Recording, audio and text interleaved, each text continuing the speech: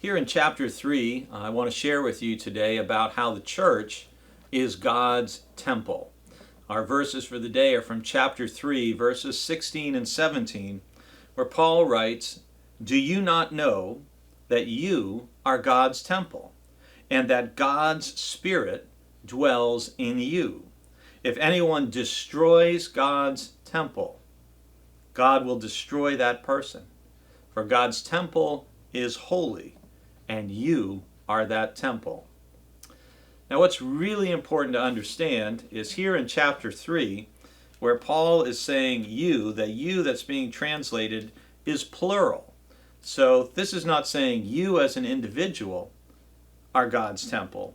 It's that the community of faith, the church, is God's temple, where God is present, and those who divide and destroy it will face condemnation.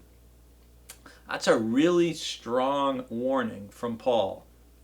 Again, we are early in 1 Corinthians, and we're going to be seeing that there are issues that are dividing the church. Earlier in chapter 3, Paul was addressing the fact that there are clearly factions in the church, that some people are following Apollos, some people are saying they agree with Paul and they're on Paul's side. And Paul is trying to make the point here in chapter 3 that Christ is not divided, that Christ is the one who was crucified for us, and we are all God's servants, we're all working together, and he's saying you are God's field, you are God's building to the church.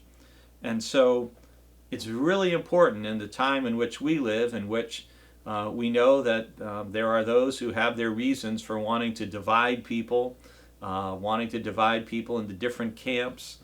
We want to hear Paul's strong words that in the church as a whole, as a community, is God's temple and God's Spirit's in our midst, and that if anyone destroys that temple, God will destroy that person. We want to be people who work for unity. As Pastor David preached about yesterday, unity is such an important component of showing God to the world. And it was Jesus' high priestly prayer in John 17 that all of his followers would be one. And so Paul here in Corinthians, he doesn't want there to be divisions with, some people following this leader, some people following that leader, some people fomenting dissent, divisiveness, division. We never want to be doing that as followers of Christ. Because we know that it is the adversary who delights anytime Christians fight and divide and destroy a church, or cause fights and arguments and break up congregations. I think Satan cheers that, not Christ.